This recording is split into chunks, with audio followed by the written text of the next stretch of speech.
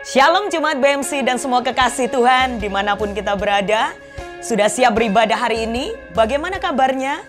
Saya percaya sukacita Allah, berkat Allah senantiasa tercurah atas setiap kita. Sebelum kita mulai ibadah hari ini, mari kita satukan hati sama-sama berdoa. Bapa yang baik, yang penuh kasih, kami bersyukur buat hari baru, hari yang Kau jadikan baik bagi setiap kami. Sebelum kami masuk lebih dalam lagi di dalam hadirat-Mu, Tuhan, kami mau siapkan hati kami mau buka hati kami untuk Engkau sendiri bertahta di dalam kehidupan kami. Kami percaya Tuhan, Engkau memberkati setiap kami yang melayani di tempat ini.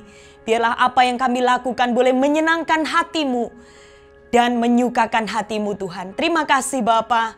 Terpujilah nama-Mu, segala pujian, hormat, dan kemuliaan kami kembalikan bagi nama-Mu yang kudus. Hanya di dalam nama Tuhan Yesus kami berdoa dan mengucap syukur kepada-Mu. Haleluya. Amin. Selamat beribadah bersama dengan keluarga tercinta. Tuhan Yesus memberkati kita semua. Haleluya.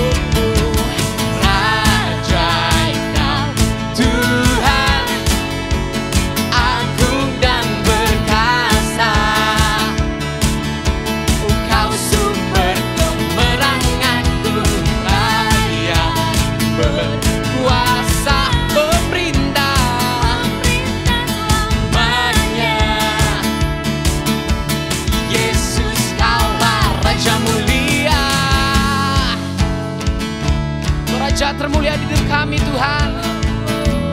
Dan kami percaya hanya Engkau Tuhan kami, hanya Engkau yang terbesar Tuhan.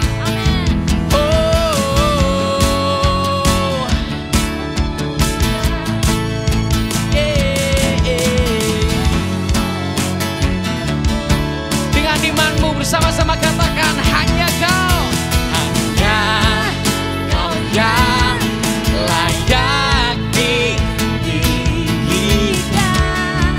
Hanya Kau Tuhan. Oh, hanya Kau yang layak ditinggikan.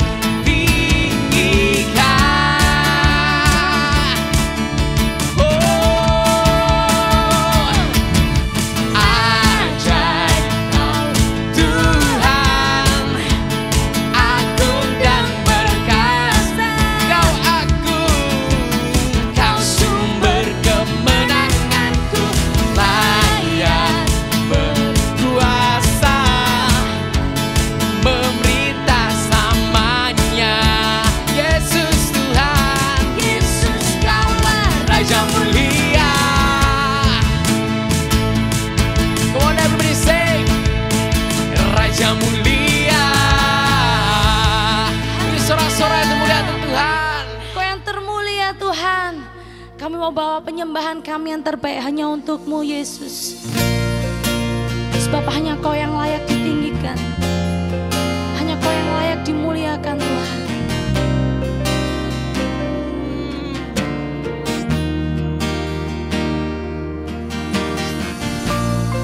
Kami datang kepadamu Tuhan, membawa kerinduan kami.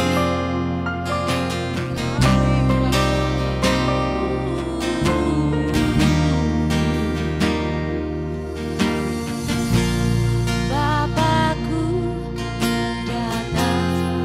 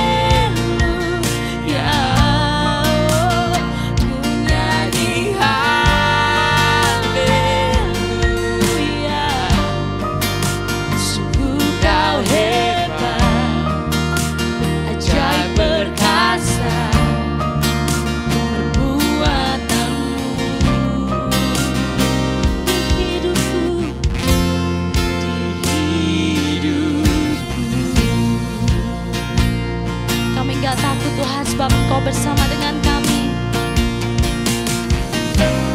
Tak usah ku takut, sebab Kau sertaku.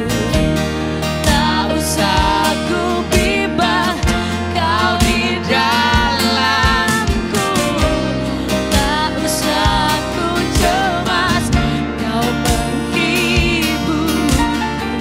Saat ku lemah, Kau kuatku. Yes. Tak usah ku takut, sebab Kau sertaku.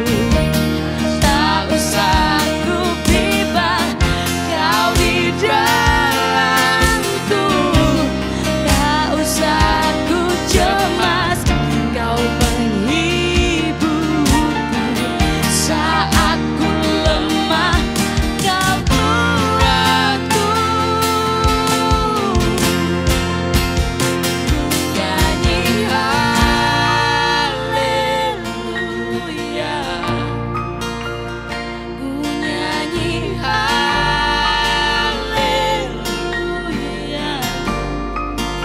Sungguh Kau hebat, ajaib perkasa buatanmu.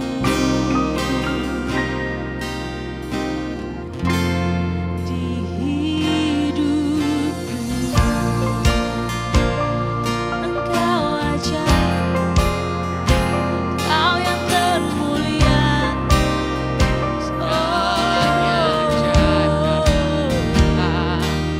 Engkau ajaib, Segalanya indah. Engkau besar. Haleluya.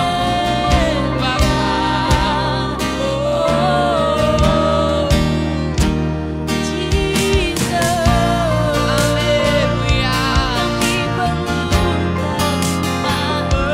Engkau Bapa di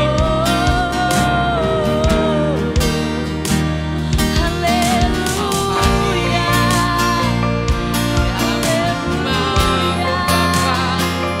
Engkau bersama kami, Engkau bersama kami. Haleluya, haleluya.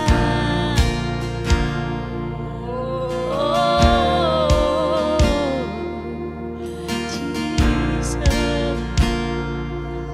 Apapun yang terjadi dalam hidup kami Tuhan, kami percaya Tuhan rencana-Mu indah dalam hidup kami. Yes, kami yakin itu Tuhan. Apa yang telah terjadi dan yang akan terjadi tak bisa mengubahkan. Kau tetap Tuhan yang baik.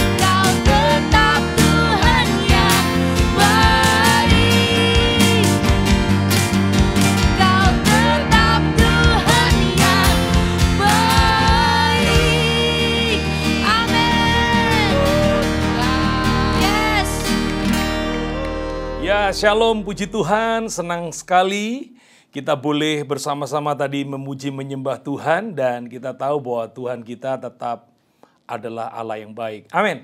Kita akan sama-sama belajar firman Tuhan dan kita akan berdoa. Bapak, kami mengucap syukur buat minggu yang luar biasa ini, kami boleh kembali tetap bisa beribadah. Mari sebentar kami akan belajar firman-Mu. Tuhan mengurapi kami kembali, Roh Kudus memimpin kami, memampukan kami untuk mengerti tentang grace and truth. Bagaimana kasih karunia dan kebenaran berjalan bersama-sama. Terima kasih Tuhan. Di dalam nama Yesus, haleluya. Amin. Kekasih Tuhan, masih di dalam pelajaran seri daripada Grace and Truth. Supaya setiap saudara tidak menjadi keliru, tidak menjadi salah. Kasih karunia dan kebenaran itu harus berjalan bersama-sama. Kita tidak bisa hidup cuma dengan kasih karunia tanpa kebenaran. Itu sebabnya supaya kita tidak salah dengan apa yang sedang Yesus ajarkan di dalam Alkitab. Mari sama-sama kita mengingat kembali pelajaran minggu lalu bagaimana kita boleh menghargai kasih karunia yang Tuhan beri. Ada 4 hal yang sudah saya sampaikan minggu lalu. Yang pertama, kasih karunia memberikan kehidupan buat kita. Yang kedua, kasih karunia memberikan kepada kita kesempatan untuk hidup benar dengan pertobatan. Dan yang ketiga, kasih karunia memberikan pengampunan dalam hidup kita. Dan yang keempat, kasih karunia membawa rasa syukur yang berlimpah-limpah. Nah, hari ini kita akan tiba belajar bersama-sama, yaitu bahwa kasih karunia dan kebenaran itu harus berjalan bersama-sama. Tidak bisa kita hanya berpegang pada, oh ini zamannya kasih karunia. Sehingga kita mengabaikan kebenaran dan hidup sembarangan. Seperti banyak pengajaran-pengajaran yang di luar yang kita dengar. Oh ini zaman kasih karunia. Kalau kita berbuat dosa, ya itu adalah bagian daripada kelemahan manusia. Nanti kan kita dapat kasih karunia lagi. Tidak seperti itu, saudara. Itu sebabnya mari kita akan sama-sama belajar kebenaran supaya dari kebenaran yang kita pelajari dari firman tentunya, maka kita bisa menghargai dan bisa menghidupi kasih karunia yang Allah beri dan bisa menjalankan kebenaran secara bersama-sama. Kita ulang lagi Yohanes pasal yang pertama ayat 16 sampai dengan 17. Karena dari kepenuhannya kita semua telah menerima kasih karunia demi kasih karunia. Sebab hukum Taurat diberikan oleh Musa, tetapi kasih karunia dan kebenaran datang oleh Yesus Kristus. Kita tahu bahwa hukum Taurat menggambarkan suatu keadilan Tuhan, standar dan ukuran Tuhan yang merupakan sistem yang lengkap, kudus, dan murni. Hukum Taurat diberikan kepada manusia dan harus dijalani oleh manusia.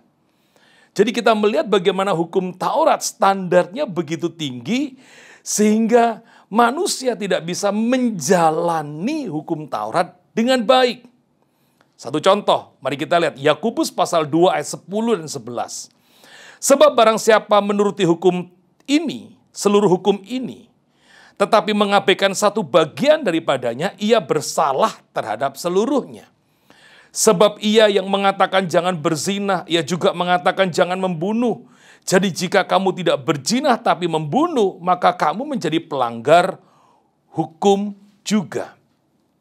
Kita melihat bahwa hukum Taurat menyadarkan kita bahwa kita tidak sempurna. Bahwa kita tidak bisa melakukan semua hukum itu. Jadi hukum Taurat standarnya tinggi banget, saudara. Galatia pasal 3 ayat 10 mengatakan demikian. Karena semua orang yang hidup dari pekerjaan hukum Taurat berada di bawah kutuk. Sebab ada tertulis, terkutuklah orang yang tidak setia melakukan segala sesuatu yang tertulis dalam kitab hukum Taurat. Jadi sangat tinggi standar daripada hukum Taurat. Setiap manusia tidak akan bisa mungkin sempurna melakukan itu. Kita baca satu ayat lagi ya. Roma pasal 3 ayat 20 sampai dengan 24. Sebab tidak seorang pun yang dapat dibenarkan di hadapan Allah oleh karena melakukan hukum Taurat. Tetapi justru oleh hukum Taurat orang mengenal dosa. Tetapi sekarang tanpa hukum Taurat, kebenaran Allah telah dinyatakan seperti yang disaksikan dalam kitab Taurat dan kitab para nabi, yaitu kebenaran Allah oleh iman dalam Yesus Kristus bagi semua orang yang percaya. Sebab tidak ada perbedaan, karena semua orang telah berbuat dosa dan telah kehilangan kemuliaan Allah, dan oleh kasih karunia telah dibenarkan dengan cuma-cuma karena penebusan dalam Kristus Yesus. Hukum Taurat selain standarnya tinggi, membuat saudara dan saya, manusia, menjadi mengenal yang namanya dosa. Tetapi kehadiran Yesus dengan kasih karunia-Nya itu bukan berarti membatalkan hukum Taurat, melainkan kehadiran Yesus dengan kasih karunia-Nya adalah untuk menggenapi hukum Taurat. Matius 5 ayat 17, janganlah kamu menyangka bahwa aku datang untuk meniadakan hukum Taurat atau kitab para nabi. Aku datang bukan untuk meniadakannya, melainkan untuk menggenapinya. Saya sambung dengan Roma pasal 10 ayat 4. Sebab Kristus adalah kegenapan hukum Taurat, sehingga kebenaran diperoleh tiap-tiap orang yang percaya. Hanya satu orang yang bisa menggenapi hukum Taurat, yaitu siapa? Kristus.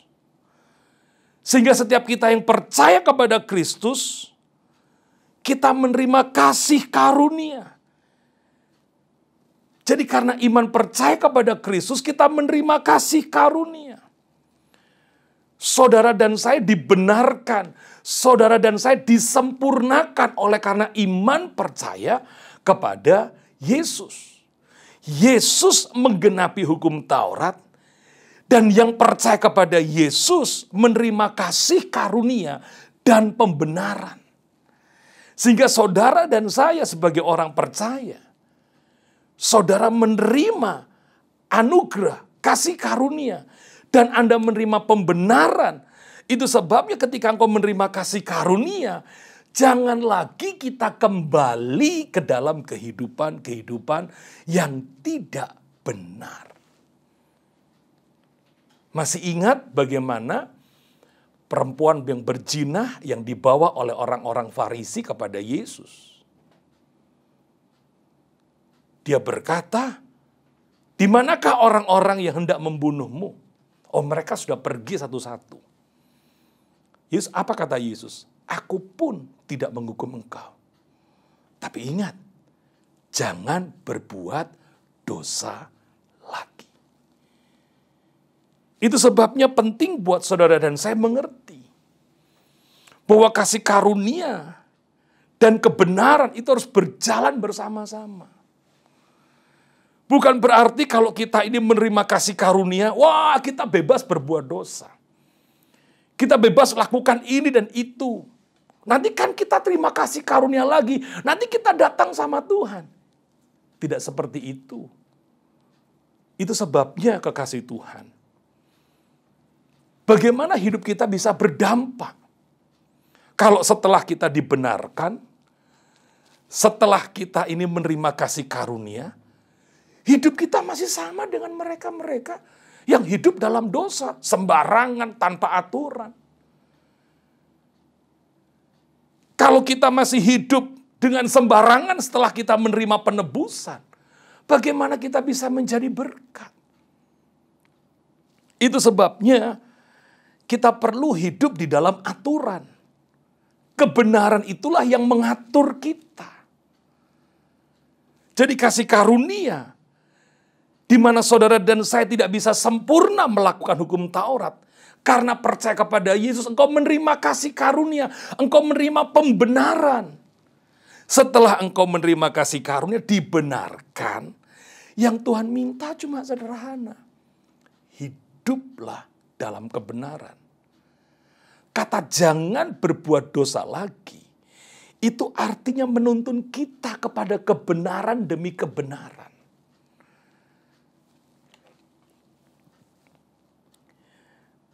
setelah saudara dibebaskan dari hutang,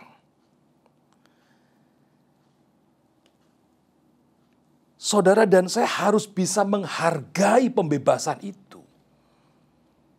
Jangan lagi membuat surat hutang baru. Ketika kita dibebaskan dari hutang, bagaimana caranya seseorang bisa tidak terjerat lagi dengan hutang?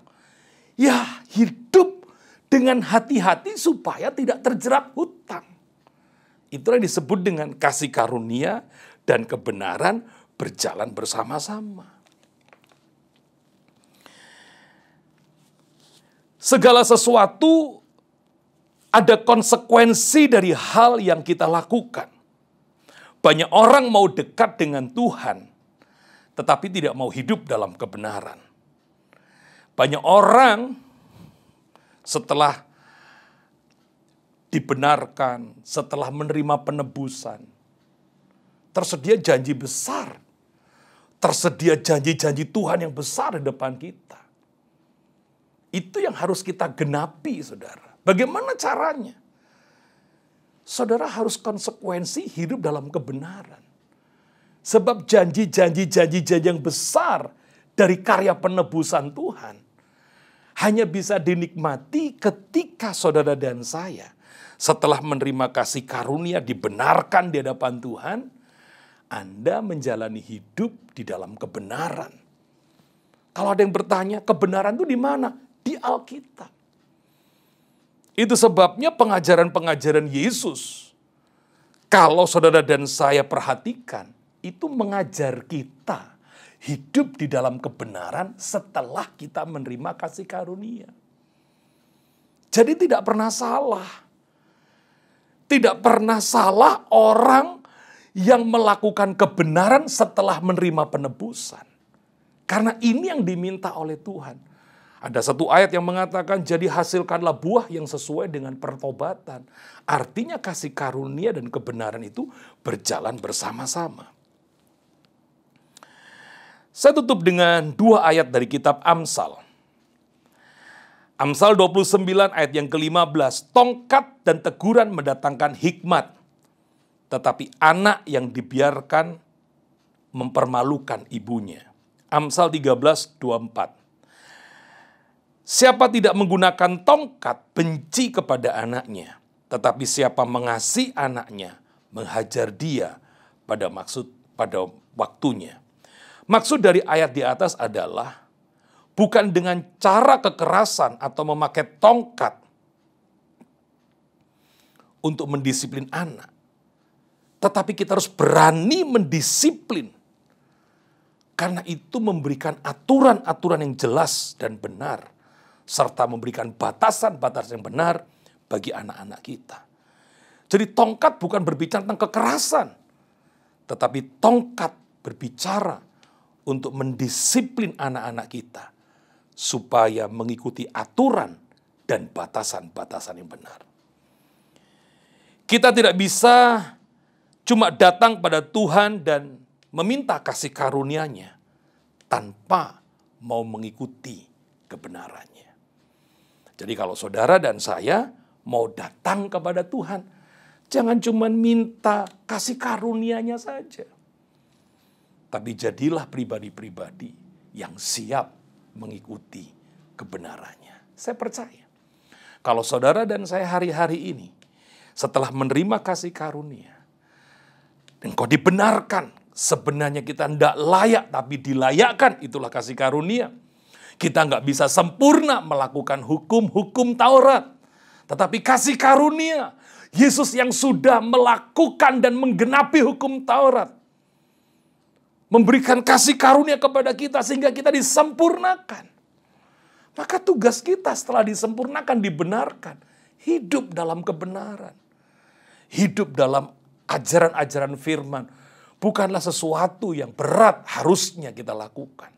Melakukan firman, melakukan kebenaran firman, melakukan ajaran Yesus bukan sesuatu yang terpaksa harusnya.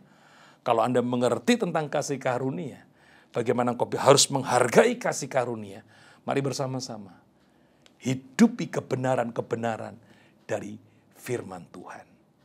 biarlah seri pengajaran tentang Grace and Truth menjadikan hidup saudara saya makin berdampak. Orang tidak lihat lagi kehidupan lama kita, tapi orang melihat kehidupan yang baru, kehidupan yang sesuai dengan kebenaran-kebenaran firman Tuhan. Tuhan Yesus memberkati. Amin. Mari kita berdoa. Bapa, kami mengucap syukur buat hari ini, kalau kami boleh belajar sekali lagi tentang grace and truth, kasih karunia dan kebenaran. Bukan hanya menghargai kasih karunia kebenaran seperti minggu lalu kami belajar. Tapi hari ini, biarlah kami boleh menyadari bahwa kasih karunia dan kebenaran harus berjalan bersama-sama. Kami tidak hanya bisa cuma mau terima kasih karunia, tapi tidak mau terima atau melakukan kebenaran.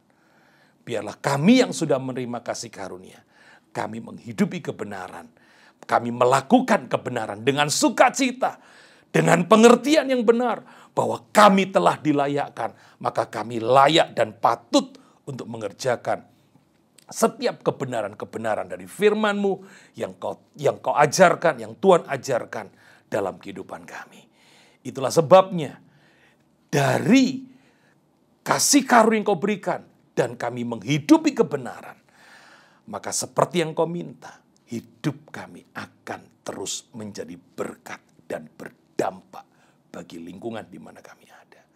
Berkati semua kekasih Tuhan yang mendengar sharing khotbah pada hari ini. Dalam nama Yesus, semua yang mau melakukan kebenaran dalam hidupnya, sama-sama berkata, amin.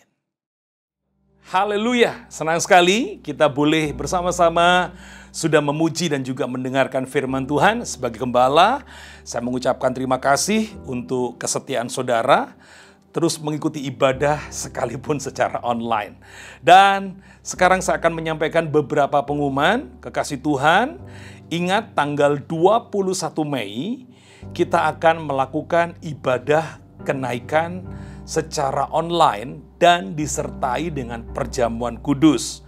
Bapak Ibu bisa mendapatkan anggur dan roti perjamuan lewat ketua-ketua family cell Anda, atau Anda bisa mengambilnya ke gereja pada jam kantor.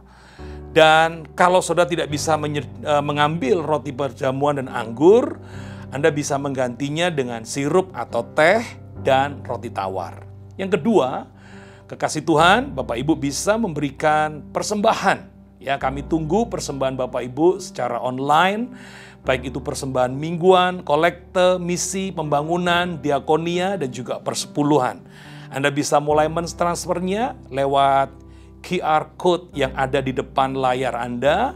Ya, siapkan HP-nya. Saya percaya setiap persembahan yang Bapak Ibu berikan akan terus dipakai untuk membangun pekerjaan Tuhan di Gereja Bethany Miracle Center. Sekali lagi, saya mengucapkan terima kasih buat setiap Bapak Ibu yang sudah mentransfernya mulai minggu-minggu yang lalu sampai hari ini. Dan kemudian setelah ibadah online ini, jam 8.30 akan ada ibadah BMC Kid online. Silakan Bapak Ibu mendampingi anak-anak untuk bisa bersama-sama mereka bertumbuh mengenal Tuhan. Dan saya juga berdoa bagi semua kekasih Tuhan yang berulang tahun di minggu-minggu ini. Doa saya, semua kekasih Tuhan yang berulang tahun senantiasa sehat dan limpah dengan berkat.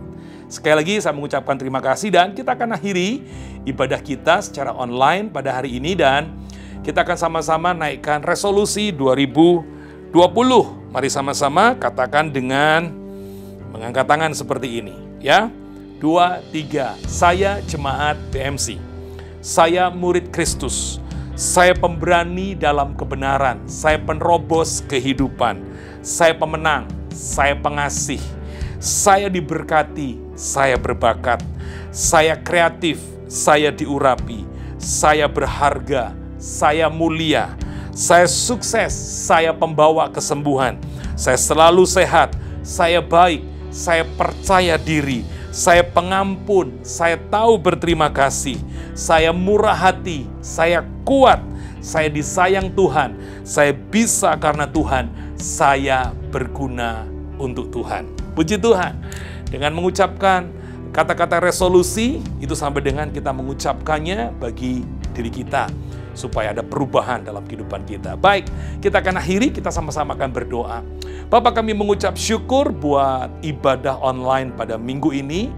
Engkau memberkati semua kekasih Tuhan yang bisa menyaksikan ibadah online dimanapun mereka berada. Keluarga mereka diberkati, pekerjaan mereka diberkati, kesehatan mereka diberkati. Bahkan kami juga mengangkat tangan memberkati Indonesia, Shalom Indonesia.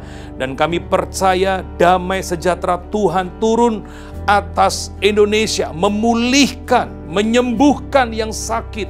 Dan kami percaya virus corona akan lenyap dari Indonesia, sehingga perekonomian akan berjalan seperti sedia kala, ibadah-ibadah akan berjalan seperti sedia kala, kehidupan akan berjalan seperti sedia kala. Tuhan mendengar doa kami. Juga Tuhan memberkati setiap persembahan yang kami berikan. Tuhan memberkati setiap jemaat yang berulang tahun. Dan juga Tuhan memberkati kesehatan setiap anak-anak-Mu. Dan tiba saatnya sebelum hamba melepaskan doa berkat, mari kekasih Tuhan, kita tutup dengan doa Bapa kami. Bapa kami yang di sorga, dikuduskanlah nama-Mu.